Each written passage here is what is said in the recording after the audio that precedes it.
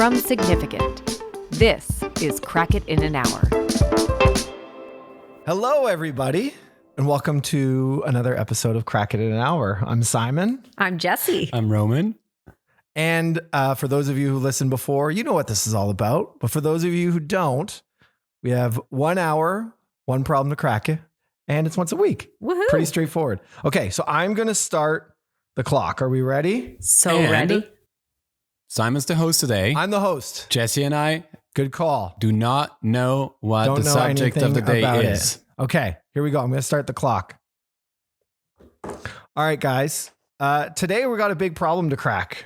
It's a He says with a smile. It's a juicy one. And, It is, I swear. and literally 5 minutes ago, he said, you guys got to roll your eyes. Yeah, But you're gonna roll your eyes, but it's not gonna be for what the problem is. It's gonna be for other things. You guys realize you're on camera, right? So Yeah. when you do that, Absolutely. Yeah, it's Give me fine. a piece of paper. okay. So here's a thing that I'm sure you guys might know about. We're all really bad with money. Ooh. Did you know that? We Yeah. are incredibly financially illiterate. Mhm. As a country, as people, we do not get money. So, how do we help make the world understand money better? So, I'm going to give you a few things. Excellent subject, if I may interject. Thank you. Financial literacy is very, very, very low. Only 48% of US adults can answer basic financial literary questions, according to the Motley Fool. And I looked at how they tested this, and basically they ask questions like, what is risk? What is an investment? What is, like, really basic questions that people could not answer very well. Obviously, to no one's surprise, this gets even worse in, the less money you have. Yep. Frankly, 43% of Americans don't know what a 401k is. 43%. And obviously this has a trickle down effect, right? 46% of American households have no retirement savings. There's a stat that financial illiteracy costs Americans over $1,000 per year on average, totaling $243 billion nationwide. So this has massive economic problems. I can go into a few very obvious reasons why and what and all of those sort of things, if that helps. For starters, in America, financial literacy isn't really taught in any way, shape, or form systematically. There's patches and pieces that teach it. There's this and that. But generally speaking, they are not taught on any sort of like national level or anything like that, if you will. There is a whole bunch of behavioral stuff that I'm sure you're going to get into, Jesse. Go on. Please, I'm excited. I mean, like literally people talk about our problems with understanding long-term benefits versus short-term benefits, decision-making fear, chasing short-term rewards over long-term rewards. Another one that is a cultural thing in America, I can't speak to other countries, is a lot of families don't talk about money. Right? We don't do that. We don't talk about it with our peers. We don't talk about it with our family. It's just something that's generally kind of you're meant to keep to yourself. Another part that people point to consistently right now is there is information overload from bad sources, right? A lot of people saying a lot of things about what you should do with your money, who you should definitely not be listening to. Should I keep going? Yeah.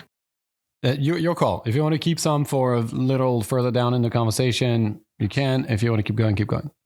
It is totally up to you guys. I have a few examples of some countries where they tried to solve this problem to mixed effects. I have a few other case studies of, for example, like how the 2008 crisis affected things or the crypto boom and bust and things like that and what we learned from it. But maybe we just stop there and kind of get your first takes on this problem to crack, if you will. Sounds good.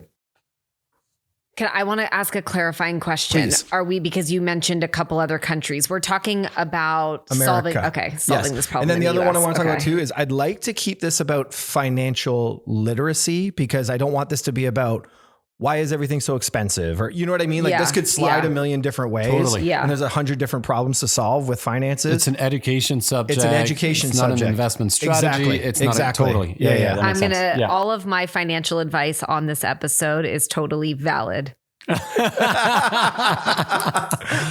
Just kidding. I have no let idea me how to send that invest. to the 10 But lawyers who tell us listen to some our very podcast every shady week and review crypto it. places to put money in. Yeah. If you want to day trade, follow me. This is a funny one for me because I'll tell you where I started, which is like immediately I go to the obvious sort of like, okay, how do we educate? How do we do this? How do we do that? But then there's a big part of me that just kind of wants to talk about the reality of the society we live in and why that also plays a part in it too. Because there was some interesting thing, and I'm just going to bring up one, which is New Zealand was a great example of where they implemented this sort of like really deep educational, here's how you're more financially literate thing across the country. And what they found was that like the most, like the poorest regions and stuff like that, it did actually help. However, for a lot of regions, it basically had the understanding of, they know, they just aren't doing anything about it now.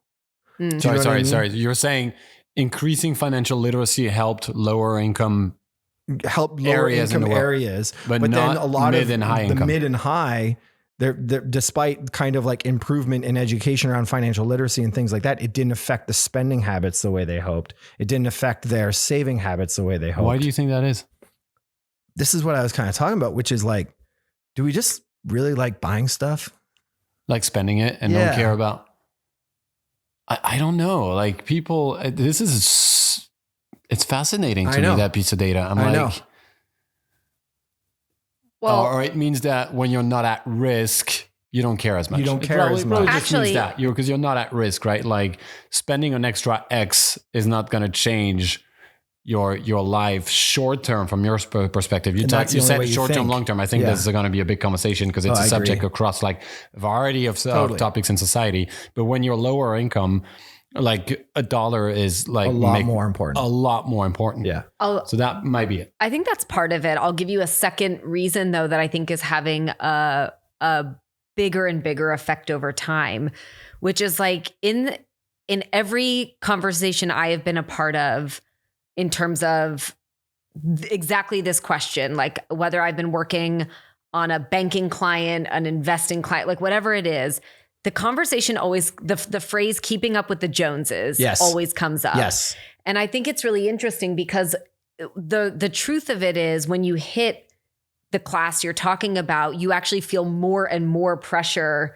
to either stay within that class or to punch above that class. Yes. So it's really interesting because there's a phenomenal report. I'm going to butcher the timeline, maybe 2019, done by nonfiction research called The Secret Financial Lives of Americans. Literally one of my favorite research reports I've ever read.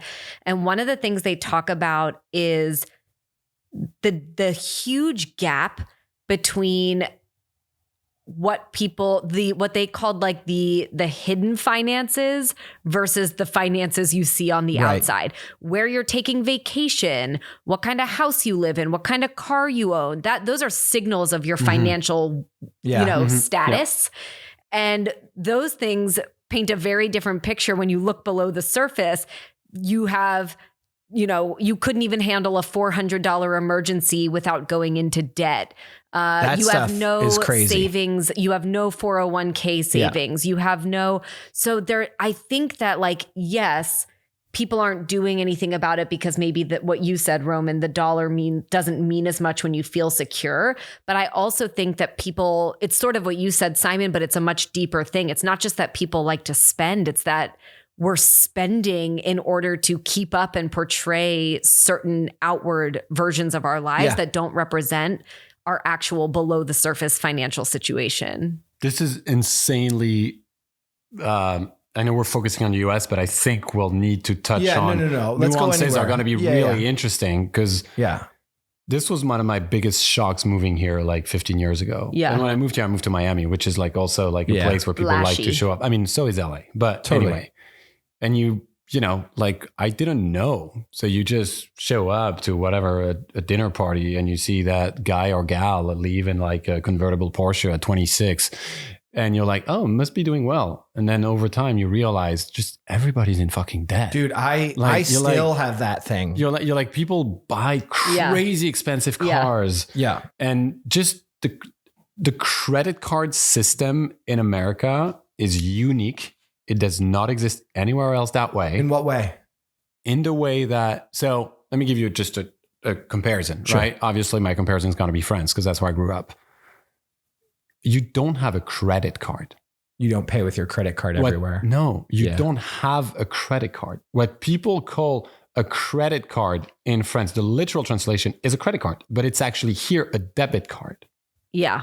Yeah. So it's withdraws money that you have from your account. Not borrowing. And you're allowed to go, depending on your negotiation with your bank, to go a little negative sometimes on your bank account, but it's not money you're borrowing. Yeah. And if you don't pay it on a monthly basis, you're paying interest on. You pay debit. You pay debit. Yeah. Everything is like an immediate transaction. Yeah. So that whole concept is insane. Yeah. It's completely insane. It's a little off topic though, but it is part of the financial system. There is something interesting that I wanted to get into that this is sort of similar to, which is like, did money literacy get harder when we went from like hard paper currency or thing to just a card you swipe?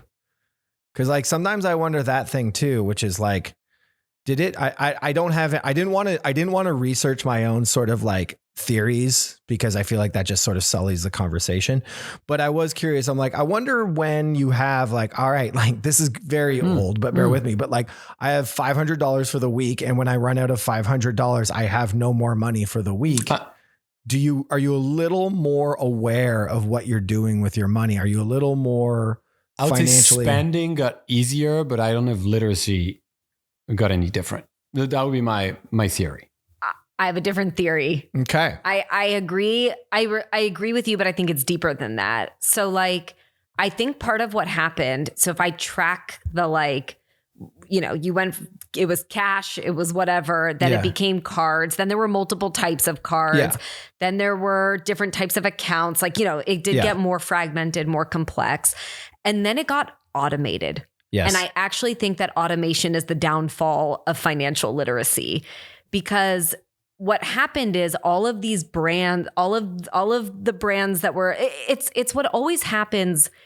You see it in a lot of things where it's like, hey, if we make this more convenient for people, a good thing is going to happen. And you make it more convenient, and then you hit a peak of convenience, and it actually starts to be like, ooh, we did a really bad thing. By making it so convenient, we let everybody bury their head in the sand. Yeah. And I remember there was this period of time where, because I've spent a lot of time in this particular space, and there was a lot of language from brands popping up trying to be really helpful, saying, invest without even thinking about it. Like Acorns will just invest, you know, and it sounds like, oh, this is a good thing without even thinking about it.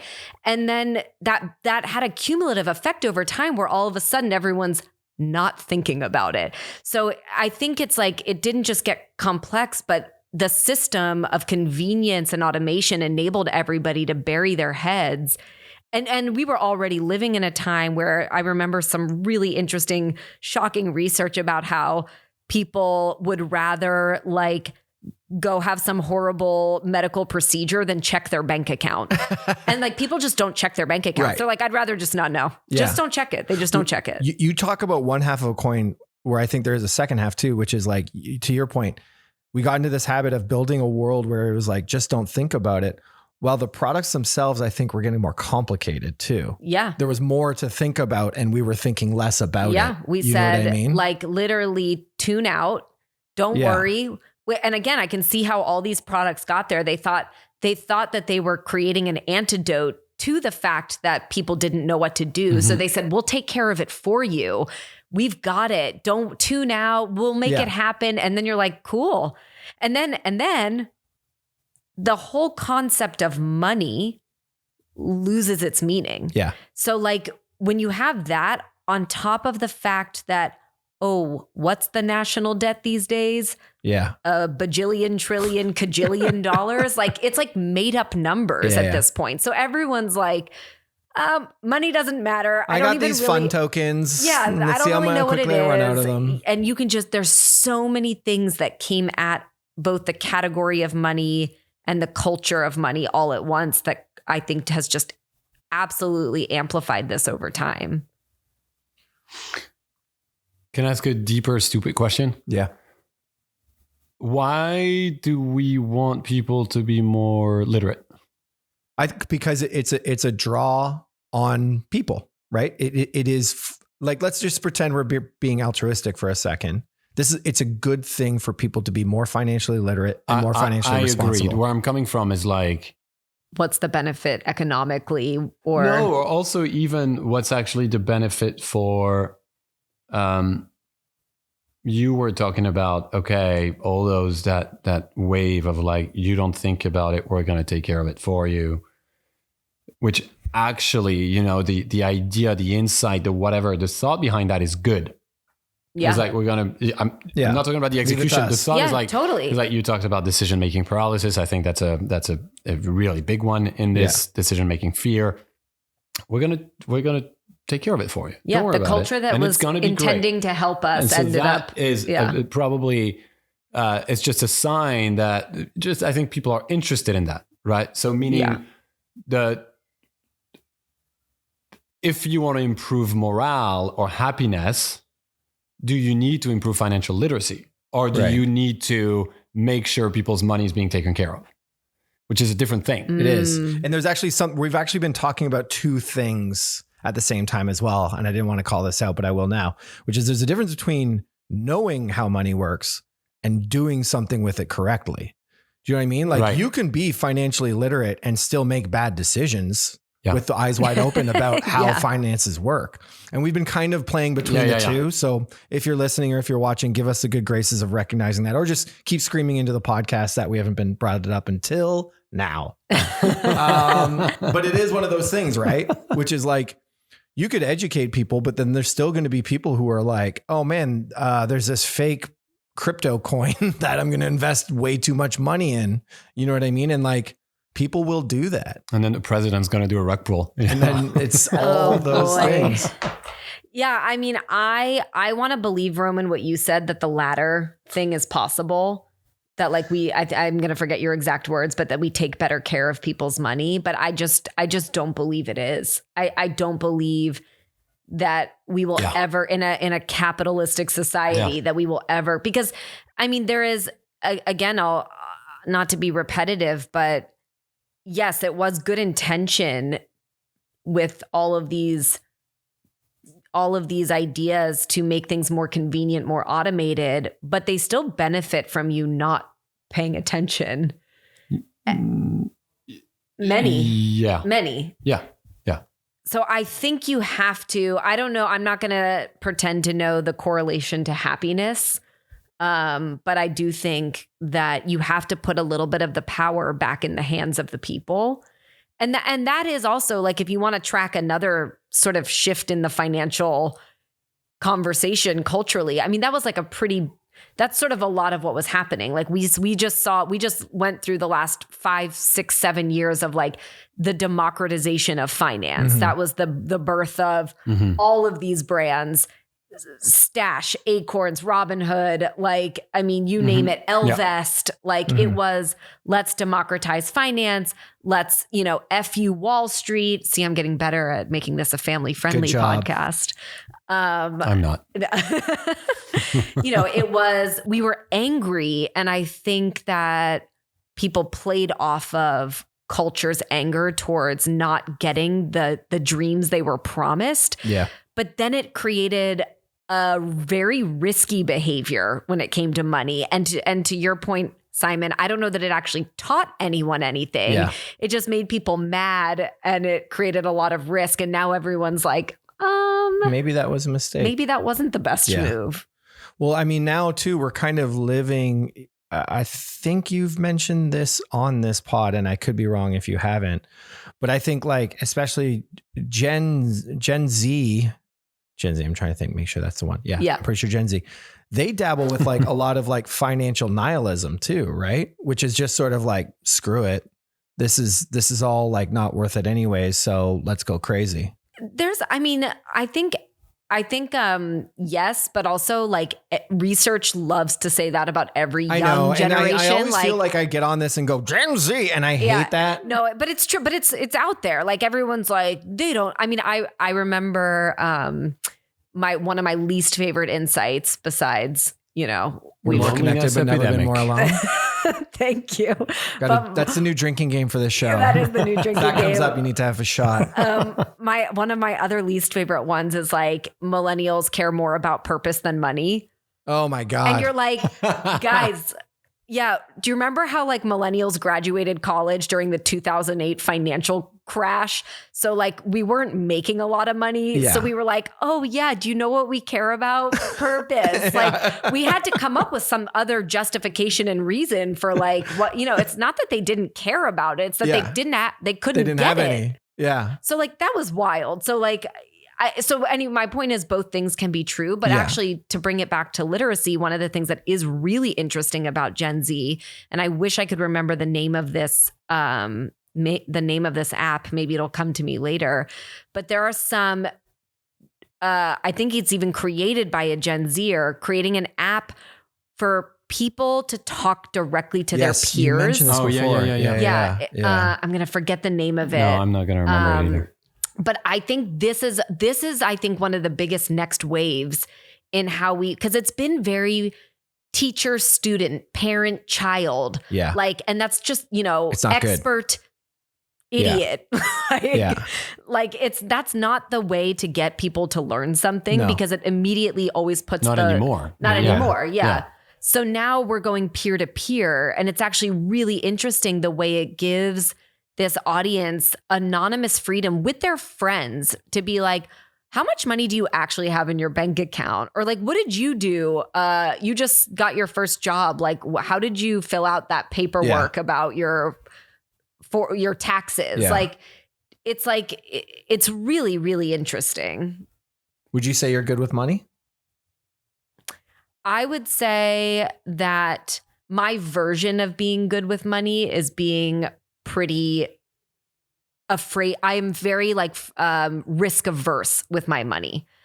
So like, I think I don't know that I would consider that good with money. I think I know some things. I don't think I know enough things, but I think I play more of the just hold it safe rather than do anything with it. Yeah. And I don't know that that's the best That's move. better than a lot of people. But this is interesting because you started the answer with my version of. And I think I go back to what does it mean and why the financial literacy? I think we talked about happiness for a second. And again, I don't want to make this whole session about happiness, but there is a correlation between money and happiness. 100%. Up until a certain point. Yeah. And I don't remember the number. And it's $75,000. I think they revised it recently, probably because I heard inflation something shot up. Slightly different. But then there was like up to a certain amount, and then they could not see a correlation, and then they're actually seeing the opposite. That's true. I mean, when you're like make a gazillion and blah, it's the research, right? So it's interesting. Like it speaks again to maybe it's why the lower income and higher income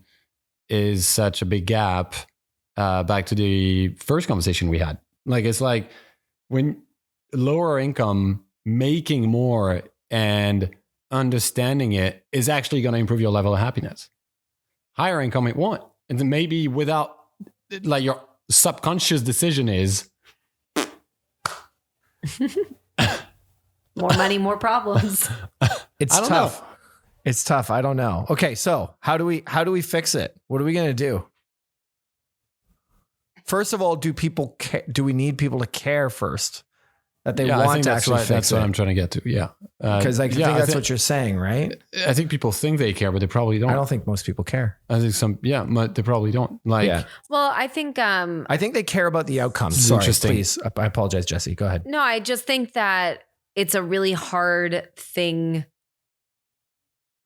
It's hard to tell somebody to care about anything if they don't care about it. But I think, true. I just think that if people have fact quoted, I think that there have been so many broken promises in finance, whether it's the American dream, whether it's do this thing and XYZ will happen. You should care about this because, and even if you care about it, it doesn't always lead to the outcome you want. And I just think that the broken promises lead a little bit to that, not full nihilism, but people being like, why bother? Right. I'm just going to do whatever I can. For today, baby. Or like, exactly. Or I'm only going to control what I can control. Yeah. Okay. So if we're talking about we need to get people to care, which I think is a good place to start, can we talk about the short-term versus long-term thing, which is a massive thing across many, many different subjects? Am I giving you the floor? Because I know you're very Jesse, good at this. No. You go nuts on this. Yeah. You know, give me this one very well. the behavioral psychology between short-term and long-term. Because here we're talking about, okay, you should care because in 10, in 20, in 30 years, that's what's going to happen. Yes, this is the hardest. Act today, right? Yes. It's not you should care and then next week your life's going to change. And so that is, I think, a big subject in like behavior change. It's 100%. Long-term motivations are not a indicator of behavior. Unfortunately, if they were, we'd have a better planet. We'd be healthier. Yes. I would sleep better. Exactly. You know, it's true. It's true across the board. And that is, and short-term motivations tend to be better drivers of behavior, especially in behavior change. It's even why in fitness, like, you know, fitness got over the hump a little bit by being able to show like before and after photos. But before that, it was whoever invented the before and after. Just congratulations. That was genius. But like before that, even fitness was hard to talk about because the results were literally physically there. But it was really hard to say, if you stick with this, you'll start to look better. I think you just cracked it. You have a before photo of someone with empty pockets and then an after photo with like a gold tuxedo. Yeah. One thing I've learned about... And lots of wrinkles. Yeah. You can't... well, and actually, okay, I will say this and I'm going to, again, for all the lawyers listening to this podcast, I'm sorry, but it's actually really interesting because this is one category where legally you can never show outcomes because it's a promise. It's a promise, and you cannot. You can't even hint at outcomes. You can't even walk 10 miles around the concept of an outcome if it potentially links. And it actually, to your point, jokes aside, that actually makes it really hard for people to understand. Well, why am I doing this? Why should I care? What's the benefit? So I don't know the legal loophole. This is interesting because I think we're getting to the meat of kind of like how we could approach this, which is like first thing first, we need to make people care. Yeah. So when you look around industries that have made people care about long-term benefits, fitness did it, but in a way that money can't do it. Mm-hmm. Yeah. Are there any other industries we can think of that made people kind of genuinely care about the long-term benefits? Well, many are trying, but you can't. It's hard. Like, yeah. Like in non-American markets, the anti-tobacco organizations have done it in a way that worked. Like with, scaring the crap out of you. Mm-hmm. Yeah. Scary packaging. And road safety in places like the UK, Australia, France, like the campaigns around road safety were like, okay, so that's insanely scary. This is interesting. Let me just steal that for a second. What if the whole conversation around money was instead, don't end up broke? Yeah. Instead of you can be a millionaire, it was like, dude, being broke is the worst. Yeah. You're going to be poor and old. Poor plus old is terrifying. Don't do that. Can I do counterexample to that? Sure. And I'm intentionally using those terms. Global warming. Right. It's what they've been trying to do for the last decade. And it's not working. Yeah. They're like, pivot, climate change. Here we go. Yeah, exactly. And even then, they're still struggling. Like, I don't know. It felt like the same for the last month. Exactly. No, I know. So what I mean is like the fear angle that doesn't necessarily work about long term. When it's not... I was going to say immediately in front of you. That's not true. But when it's not like life-threatening like it is for road safety or tobacco. Like tobacco, literally you had pictures of someone with their like body open and black lungs. It does. But I think I'm hyper terrified of one day not having any money, and I don't know why. I grew up in a very secure home. I was very delightfully middle class and everything, but for some reason that scares the living daylights out of me. Yeah, so let's keep talking. Maybe that is an angle. Yeah, I don't know. And I don't know if it's enough of an angle for other people. And I can't tell if this is manifested more since I had kids. And now I'm like, I'm we live in a single income family. So I'm the breadwinner. And you know what I mean? Like, so it is like, I can't tell if it's that's also informing that fear. Yeah. You know what I mean? Whereas like, did I have this in my 20s? I honestly couldn't tell you. This doesn't, I mean, I love a fear-based approach. So I'm all in on the don't die broke. Like, imagine that. Like it was like you are screwed. Yeah. Barclays Bank, don't die broke. Call us. .com. Can't. Yeah. No, wait, you couldn't say that? It's a promise. No, it's not. It's a threat. We will help you to not die broke. No, that's you not can't. a promise. Anyway, that I think one's a statement. That's a problem. No. But there's another interesting thing that you made me think about, which is like a lot of times when you talk about what you should be doing, what you could be doing, it sounds like more work and people are exhausted. They're like, I'm already working in a job that either isn't paying me enough. Like it used to be that your job made you money and you could live. And then you came home and that job stopped. Yeah, and you could live on that money. Yeah. Like you literally can't live on a salary in most places. Yeah, but that's why it makes sense to go back to we'll take care of it for you. Maybe, but Sorry for interrupting. No, I just was thinking about when you put it on people. Yeah, I agree. That's exactly. I know how they got there. I know why that's a valid option, and maybe there's a way to keep doing that. Do you mean like go from 401ks to pensions again? Is that what you're saying? No. Just as an overall messaging, just don't think about it. Oh, okay. Sorry, Jesse. We'll take care of it for you. Yeah, which is kind of like where robo investing is kind of going. Like people are going to trust automation more than they trust humans in that. But I was thinking, if you tell people, and this has been tried a little bit before, you're potentially leaving money on the table. Yeah. Versus, hey, if you do these 25 things, there's something to be gained. That's loss aversion, by the way. Yeah. There's maybe something in that as a flip on the motivation to make people care. Yeah. Like it's right in front of you. You're leaving it on the table. That's interesting. You also made me think about something when you said that 25 things. I'm going to be careful to separate this, which is money just boring? And people like having it and they like the stuff you get with it. But is money just a boring subject and we need to make it more interesting for people? Okay, so I have a take on this. Okay. I love it. If you look at all of these like long-standing financial brands, Fidelity, like insert any, whatever, big. A lot of them are thinking about exactly this, right? They're like, how do we connect with Gen Z? How do we teach? Oh, education, let's become that.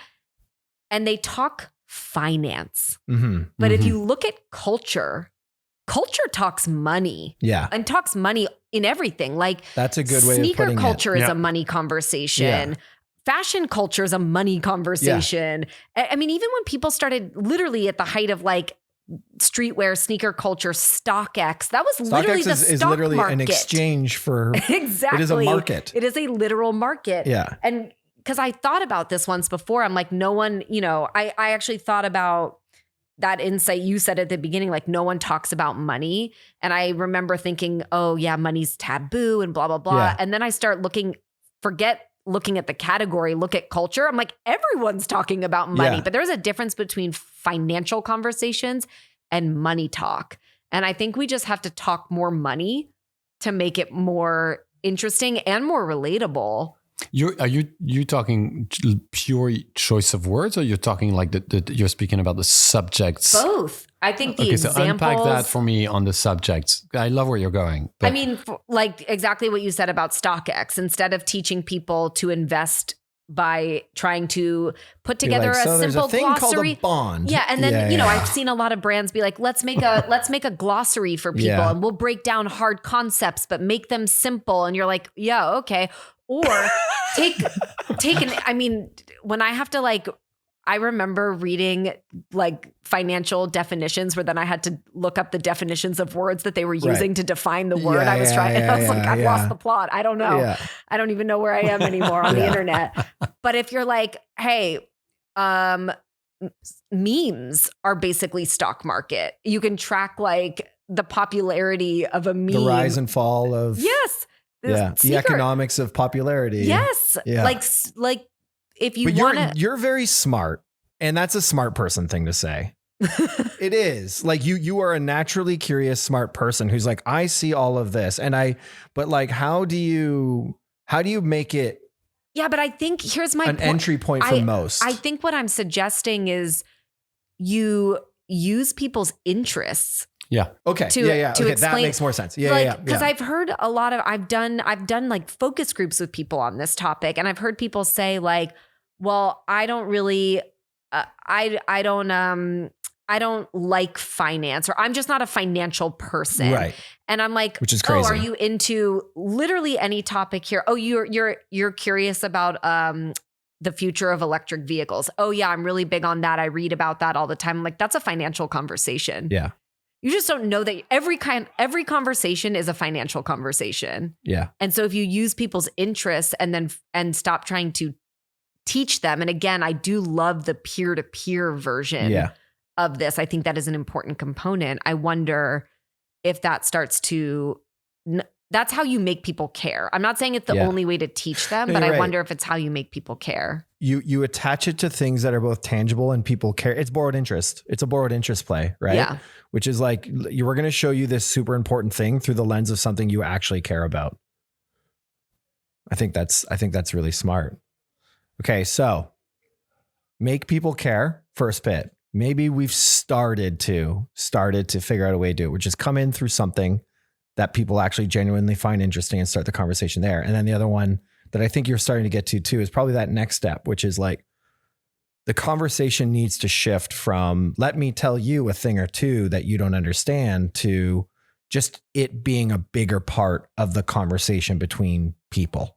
Yeah, I know you guys have heard me say this one before, but I like remember when I really, really was like, I think I need to learn more about money. And everyone's like, you need to read the book Rich Dad, Poor Dad. And I was like, one thing I'm 100% not doing. I'm not doing that. Is reading a book, like a big old book on.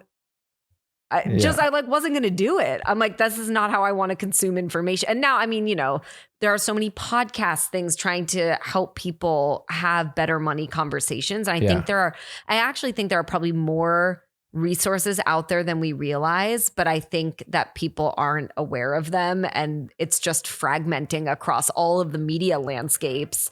Has anyone done it in a, like, you're right. No, sorry. Please keep talking. No, that's it. I just know that there are tons of interesting podcasts in particular of like young people trying to change the money conversation. And I'm like, well, what's happening? Are people not caring? There is a, so you just said, Simon, I think we're beginning to get a bit of a flow in terms of, right, you get people to care. We talked about the fear-based approach. We talked about leaving it on the table. And then the second bucket after that was talking money, not finance. You were just bringing up another point. Actually, it brought something clicked in my head as you were talking about the book and all of that content, and like people don't really know where to go for advice because it's I'm sorry to say, but there's many people trying to abuse other people's situation in that in that business. And so that becomes, if you're not that literate in finances, it's hard to know where to start because you don't know who to trust. I mean, a general piece of advice that you could follow is and I don't know. No, that doesn't stand. I was going to say, I mean, first of all, do not listen to anyone who's got anything to sell. Maybe, maybe that would be, but it doesn't mean that everyone else would be right. Do you know the number one source that people go to for financial advice? YouTube? Their dads? Correct. Oh man. Woo, bingo. you know how I learned about stocks? When I didn't have much money, I put some of that money into stocks and lost a whole bunch. Yeah. But it was lower stakes. And usually exactly when you talk to people, they're like, if you're young, just put some money learn by doing. Learn by doing, lose a bit. You're like, man, I lost $60. I'm screwed. And then exactly. 5 years later, you're like, man, I learned a lot from losing that $60. Yeah. You know what I mean? So we're talking about a bit of like the fixing the current situation. And I think everything we've been, the kind of like quote unquote solutions or ways in we've been talking about, I think talk to a certain audience. Yeah. But I do think, so I'll take one step back. You talked at the beginning, one of you two said you didn't say it's taboo, but it was the sentiment. Yeah. It's like people don't talk about it. You don't talk about it. The US are probably the least taboo culture about money. Yeah. That sentence didn't make any sense, but you understand what I mean. Yeah. You go somewhere else, mostly in Europe, some parts of Asia, you can't even express or show that you like it or you're interested in it or you're pursuing it. If you do that, you're rejected. Right. So I think the US is actually in a prime position to be more financially literate if it's an issue which we've identified it is, right? Yeah. And to me, fairly obvious place to start that I wish I had when I was in school is school. Yeah. Like education and starting probably middle, maybe high school about financial literacy. And in a way that is a modern curriculum, that is not about like the glossary and the glossary of the glossary to be like a broker on Wall Street. No, not that. In a way that just culturally makes sense for today. Like I wish I have a 13-year-old daughter and then a couple younger kids. I wish like they would start to teach her. We are beginning to have conversations about some things, but I'm not a good teacher. And to your earlier point, I don't know if they should listen to their dad about that. But I do think there's a purely educational subject in there, I think. I agree. This is, it's a little bit similar to the peer-to-peer thing, but there's a really funny, I'll call it a trend, I guess, but almost like it's a trend on social where people are talking about how the oldest Gen Zers are old enough now to start. They're basically doctors. It is possible you could go to the doctor now and have a Gen Z doctor. Right. Yeah. And like it's 28. 28. Yeah. And it's really funny because they're like, oh my God, wait till the first time you have a Gen Z doctor. Like the way that they talk to you, and it's all positive. It's like the way they make you, like the way they explain what's going on with your body. It's just very like human. There's no sugar coating. There's no weird language. They're like, oh, like your pancreas has left this conversation. And you're like, okay, got it. And so it's really funny, but I think about that now with teachers to your point. Yeah. And so it's not the same. It's when we say teacher now, it's not the same conversation. Yeah. And it could get really interesting. You like that one? That's really good. Yeah. It's interesting to think about how, I don't know who starts it. Is it going to happen? Is it a little bit more of like a groundswell thing that the teachers themselves are going to begin? I'll say this is like, I know I've been the king of like trying to get anything public done in America is like, let's stop the conversation there. I know, like, I think on like literally half our podcast, we're like, what if we got the government to, I'm like, stop, not. That's not this country. But money, I think you could be like, listen, we got home ec, we got shop. Maybe but like it's of interest, a financial literacy thing kind of makes sense. You know what I mean? 100%. And I wish we knew why that hasn't happened yet, though, because I know that this has been in the conversation for a long time. You want to know why? Go on. Money. Yeah, you need money to talk about money. There's no funding. Yeah, school funding. Have no funds. Yeah. Oh man, imagine you had a bad teacher in that. You know what I mean? Yeah. Like, you know, like you ever work with a science teacher that you're like, I had a science teacher that I'm like, you don't know science. Yeah. I had it once. Yeah. She said this is totally non sequitur, but someone was getting their wisdom teeth out and she said, just feels like the human skull has too many teeth in it. And I was like, you're my biology teacher. you shouldn't, like, that's the amount it has. You shouldn't say something like that right before you're about to teach a lesson in biology. And I feel like. Yeah, exactly. Just like, did we Come need? on, Yeah. stop. But it would make so much sense to, like, I mean, right now, I think we've kind of actually started to drive at a solution, which is if you could make finance interesting by talking about it through the lens of money and then educate people through that conversation and dialogue. Yeah. I think you're onto something where you're probably going to build a world where people have a lot more financial understanding of the things. Now, is that going to fight the keeping up with the Joneses problem and just sort of the instinctual problems of trying not to spend money? Probably not. Yeah. But at least it sets a base, right? Yeah. For our non-American listeners and your co-hosts, can you give me the origins of keeping up with the Joneses?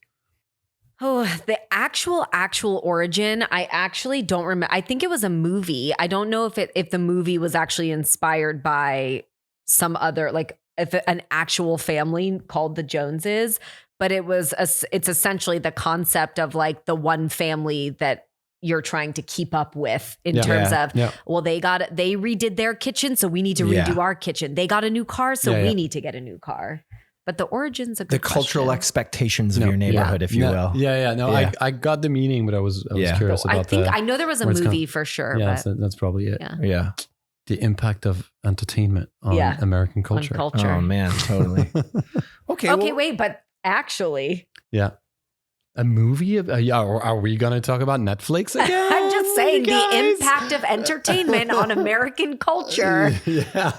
Okay. Oh, that's a pretty cool idea, though. Yeah, it is. When you start to think about that, like if you got the right entertainers and money made show, that, but make it like cool. not a lame money thing, but I have an idea. Get the guy who wrote Rich Dad Poor Dad. No. Can I give you? This is, but the entertainment thing is interesting too, because entertainment. There's like two things entertainment always glorifies that I'm like, man, I get why this is like total bait for humanity, but it's like two things that just aren't true to me. One is the like, and then I became a billionaire out of nowhere, right? Like that story is just so much sexy. The same way that it's like, I came from nothing and now I'm here sort of thing too.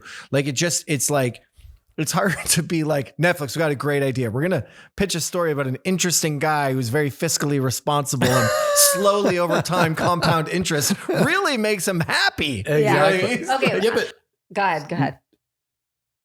That is super interesting. It is super interesting. Because it's not entertainment interesting, but it is mostly the reality. Totally. If you start early and you learn the basics, and you know what compounding interest means, and you know what diversification means. I 100% do not listen to me, but that's what you hear of like the people who are not like overnight billionaire or blah, blah, blah. They're just like, I actually started when I was 15. Yeah. You just said the key word. And I invested like $120 when I was 15. Make it a reality TV show. And then by age 35 or 40, and I was doing okay. You see what I mean? It's like, there is something, but even a reality TV show. So let's. No, I actually have a better idea. I have a better idea. Go ahead. Sorry. Okay. No, I'm going to go. Yeah, go. I have a better idea. Go. Okay.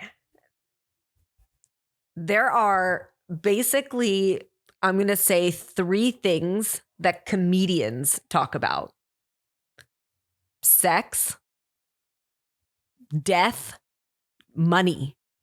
These are like 3 things that have so much tension, like wrapped up in like culture. Sure. Yeah. And like money is something that they're really, really, really good at talking about because they can say the hard thing. They can say the real thing. They can wrap it in comedy, which actually is when people absorb it. Yeah. Like I was reading something recently. It was a comedian talking about like why so many people were like moved into, it was actually, I think a bunch of people were like divorcing their husbands after watching his comedy special. And he was like, and they're like, why has that happened? And he was like, it's not a direct correlation, but it's just because the way I deliver information makes people see the truth in a way they see didn't it differently. And that's what comedy 100%. is. Yeah. That's what good comedy is. Yeah. And so like, if you found a way to twist that, turn it into a comedy special, use comedians as the avenue for how we're going to do this. It's not just like make it a movie, make it an entertainment show, but I believe what you said, Roman, like entertainment does influence American culture. And I think if you used comedians, I would watch that. I would totally watch 100% watch that. Yeah. It's interesting for sure. I don't know what it is, but it's very interesting. I mean, it's hard to say what it totally. is. That's what I mean. It's like it's not in comedy if it's anywhere. But it's like the reframing that comedian can do in your brain is insane. Like it is. I think it's a very good route to but pursue. How do you make people care? That could be literally what a comedian does. Yeah. It could even be the step after, like people care. Now, how do you make them understand? A comedian can do that. It's the reframing in your brain that makes the information, makes you see it in a way that you're like, oh shit. There's another thing too, and this is so dumb, but so true about life, which is like, could you ever make it cool? Like, could you ever make it something people want to be able to say they know or do or something like that? I think this would make it cool because the other thing that happens with comedy is then it naturally becomes just part of conversation. That's when you start to get to something that's truly changes society. You know what I mean? Yeah. I do think comedy is the way to do it if you want to make it cool, because there needs to be a certain level of self-awareness about the subject. Yeah. And comedy is the way to make it cool if you want to make sure you're very clear on, like, you see what I mean? Like the implications, the self-awareness, generally speaking. Yeah.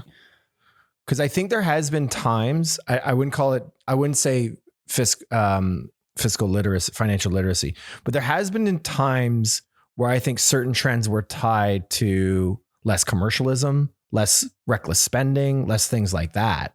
Talk about that, like when and... Well, like, for example, like if I think about the origins of the hippies or the grunge movement things like that, there were things where they were kind of like anti-consumption to some degree. You know what I mean? And like, I know that is not the same thing as financial literacy, but it would almost be like a way in to start thinking about some of those things on a macro level if you could ever leverage a cultural trend like that. I know I'm getting really out there. No, I'm thinking, because I agree with the fact. Obviously, it's a fact, but I'm not building the bridge. There's a generation like, you know how the Japanese economy stagnated for quite some time, right? Uh-huh. Yeah. And as such, a lot of like the 20 somethings in that time, there was a real trend of like, we're going to be sensible with our money. They were like, you know, not spending, which actually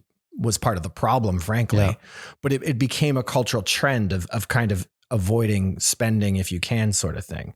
So I'm just kind of like, I'm just going there with it. You know what I mean? Yeah. If I think I'm understanding, because you're not talking. I don't even know if I am. Yeah. Well, what I took from that is you're not making a connection between financial literacy and not spending. But what you are talking about is how there have been many times in history where we have been able to make anti-consumption cool because a certain group said it was cool. And then an entire subculture was built around that. And so you're asking the question, could there be a group or a subculture built around financial literacy as a cool thing? It is cool to know. Yes, exactly. Yeah. Exactly. Like it is totally a straw man argument I just made, and I recognize that. Yeah. But I'm just like, oh, there's kind of a close enough parallel there. I wonder if you could ever pull that off. Yeah. No, but the grunge movement of finance is funny. Yeah, it's pretty good. It's pretty good. I do like it. Yeah.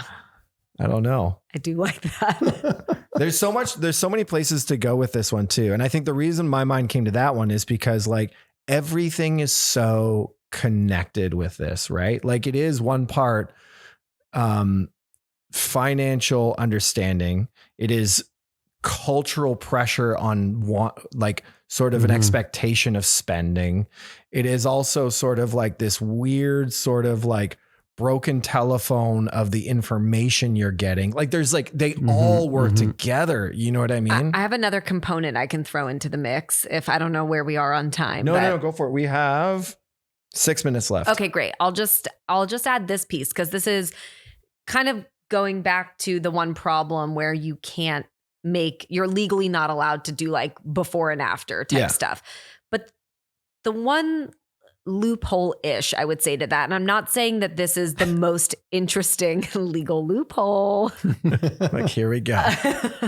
I'm not saying this is like, whoa. This is when you sell crypto, right? This is when you're going to sell some weird crypto coin. Yeah, I'm going to give everybody my like reference code. If you use this code. Yeah. The next subject is going to be how to fight a lawsuit. Yeah. No, it's none of those things. What I've noticed is part of what happened in culture is money itself became the goal. Yeah. Mm-hmm. It became the object of desire. Yeah. And what you can talk about is for all the things that, you know, it's the good times with your family. It's that you see banks do. This is why I'm saying it's not the most interesting thing. But I remember like at one point, Chase, I think, really made a turn to like, you know, I could see the commercial where like the person's talking to their financial advisor at the Chase office or whatever. And it's like, they're planning. So now you can like take that boat trip in retirement. Yeah. And it's like, but there is something interesting when you start to reframe the relationship people have with money, which I think is broken. And I think part of that broken relationship feeds into this whole thing we're talking about. Well, it's self-worth too. And exactly. And the relationship is not about money itself being the goal, but rather, what do you want to do with it? I mean, I could go on and on about how like, you know, you see people now being like, I'm not even sure I want to own a house, but I feel like if I don't own a house, then I've somehow failed. But like, maybe that's actually not like, I would love to actually just like have the freedom to move around. So there's a lot of relationship with money that we could go on a whole another 45 minutes on that. But I think it's an interesting part of this conversation to maybe, again, to answer your the first kind of click down into the question, how do you make people care? That is one way to also do it a little bit. Yep. Yeah, it's interesting. To that point, there's a campaign I remember in Canada, I forget which bank it was, and their whole line was "You're richer than you think," and it was about positioning, sort of like it's about your life, stupid, not just about having money. Yeah, you know what I mean? Like a richer life. That would have been an even better line. It's about your life, stupid. It's about your life, stupid. Royal Bank of Canada. Man, I'm killing it with the bank taglines it's today. So good. What was the other one? Don't die broke. Don't die broke. Yeah. Barclays. I think you said. I think the one I always love it when it's a super established brand saying that. The version for the French one will be, "We'll make sure no one sees it." Yeah. Exactly. Right. That's the craziest thing. I know. Oh my gosh. Where else can we go? We're getting into lightning round mode. We got 3 minutes left. When we get to the end, I'm always like, do we have time to go down like another rabbit hole? Because there's like, this is a very rich topic. No pun intended. It's a really good one. I think it's a very rich topic. That was good. I'd say I think we cracked it. So okay. Oh, wow. 57 minutes in. 57 minutes. We solved financial literacy. Let's do the wrap up and let's do the summary. Well, I mean, I'll ask it to you first, Jesse. Do you want me to summarize first? Yeah, do you want to summarize the solutions? I'm going to summarize what I think we got to, and please jump in. Which is the first thing we need to do is make people care about it. How do you make people care about it? You make it in a frame of reference that they actually care about. You don't talk about finance, you talk about money, and money specifically through the lens of the things they care about with money. Once you do that, if you can figure out a way to make the conversation around money, you have a lot more bridge to these financial concepts. Now, the thing I think we got to was, how do you have this conversation? Preferably through some sort of education. Could you make this a part of the education system in America so that you now have an education curriculum focused on money about something people are interested in that's sort of low key teaching them the fundamentals of finances? Now, if we wanted to go one step further while doing that, because remember, we are God and we can control whatever we want, we find a way to create a, what would you call it, entertainment trend around this idea to kind of perpetuate it further. So is there comedians that are suddenly talking about this? Is there interesting content about this? Do we go from that rags to riches sort of trope that we're used to seeing to something that's a little more interestingly kind of covering the real, generally speaking, right way of financial growth and all of that sort of thing? Is there anything I missed? No, that was a very good recap. Do you want a good eye roll on this one? Yeah, I saw what you're writing. Let me give you a good eye roll on this one. You want to get people across generations to care about money by talking money, not finances. And you're going to do that through a bunch of channels, including education, entertainment, through comedy, and a bunch of other things. Perfect. I love it. Look at us. We gotta get to my how. Look at us. Wow. Still a minute to spare. So gorgeous. Jesse, did we crack it? I mean, look, I'm being slightly cheeky, but I do really get excited about the comedy thing. I think it could be, I'm not saying that's the answer to all the financial literacy problems, but I love the question that was sort of reframed here. It's not how do you solve financial literacy, but how do you start by making people care? I think that's a really good question. And I think, as always, I think we're on to something. Roman, did we crack it? This was one of those where I was like, oh, I wish we could have prepared for this one. Yeah, because it's everything. It's modern society across like everything. Totally. We could have touched on like so many more subjects with like just a bit of preparation. That being said, I do love the format. I don't think we fully cracked it, but I buy everything we put down. Yeah. I'm gonna follow you. Yeah. I think did we crack it? I don't know if we cracked it because I wish we had a little more detail. Yeah. Kind of like filling in some of the blanks. But I think like where we are, there it is. That's the hour.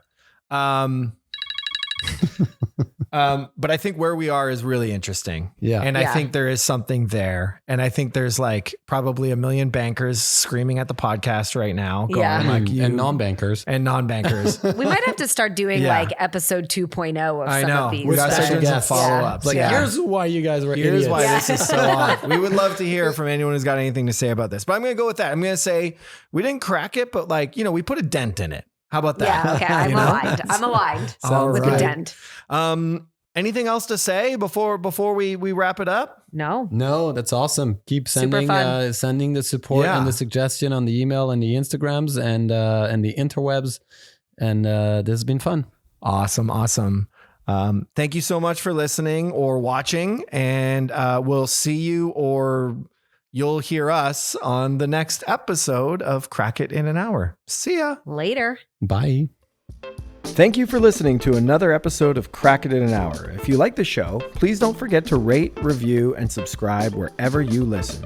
If you have questions, thoughts, or feedback, shoot us an email at hello@crackitpodcast.com or on Instagram @crackitpodcast. Music done by Michael Anastasi, cover art shot by Mick Mint, and all things audio and video taken care of by Nathan Nash. See you next time.